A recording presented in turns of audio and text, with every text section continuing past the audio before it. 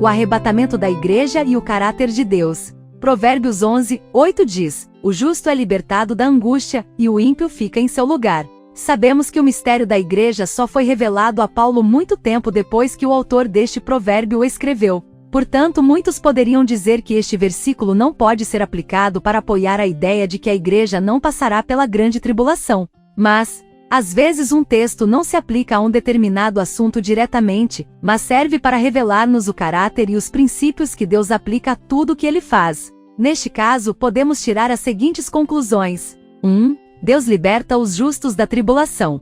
2. Deus coloca o ímpio no lugar do justo para receber essa tribulação. A palavra tribulação neste texto de Provérbios é traduzida como aflição, angústia, tribulação, calamidade. A raiz dessa palavra, sar, é traduzida, entre outras coisas, como adversário, aflição, angústia, inimigo, humilhar, reduzir. A raiz dessa palavra, sarar, além de ser traduzida como angústia, e os outros significados mencionados, também significa lançar, amarrar, afligir, aprisionar e assediar. Estes significados sem dúvida nos dizem que esta tribulação é grande porque a pessoa está sujeita a situações que a levam a sofrer tudo isto. Um exemplo bíblico de Deus entregando os justos e causando a tribulação aos ímpios é o caso dos amigos de Daniel que foram lançados na fornalha ardente. O Senhor Jesus estava com eles e depois de honrá-los publicamente pela boca do próprio rei, seus inimigos foram lançados no fogo e queimados vivos. Outro caso bíblico que corrobora este princípio é o do povo judeu e Amã, relatado no livro de Ester.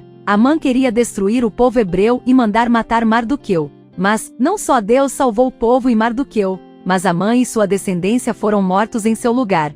Há muitos outros casos, como a libertação do povo hebreu do Egito e a destruição do país e da descendência do faraó. O próximo grande acontecimento no calendário de Deus é o arrebatamento da igreja antes que ele derrame sua ira sobre os ímpios. Muitos que afirmam ser cristãos são muito ativos em redes sociais, fazendo apologia de sua falta de conhecimento do caráter de Deus e também de sua própria incredulidade. Alguns são incrédulos e não conhecem a Deus e outros são esse joio plantado pelo inimigo, que tenta roubar a fé dos crentes na bendita esperança. É por isso que Paulo advertiu quando descreveu como seria o arrebatamento da igreja, dizendo: consolai-vos uns aos outros com estas palavras. 1 de Tessalonicenses 4:18. Certamente saber que o Senhor vai nos levar ao lugar de morada do Pai antes de Ele começar a emitir juízo sobre os incrédulos é um grande consolo.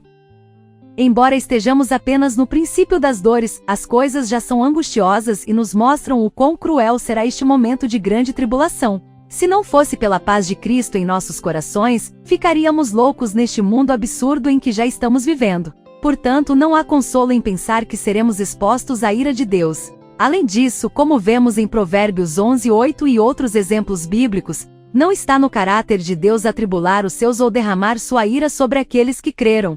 Muito pelo contrário, seu procedimento é libertar aqueles que creram e trazer os ímpios à tribulação em vez dos justos. Lembremos que quem não crê em Cristo, ou seja, que Cristo pagou pelo pecado na cruz, é um incrédulo e não é justificado. A ira de Deus está sobre essa pessoa, João 8:36. Portanto, quem não crê que Jesus cumprirá sua promessa de levar a noiva para viver no céu, na morada do Pai, é um incrédulo e sofrerá a ira de Deus, João 14:2-3. Mas quem crê é justificado, e a ira de Deus não está sobre ele, porque creu no nome do unigênito Filho de Deus, João 3:17.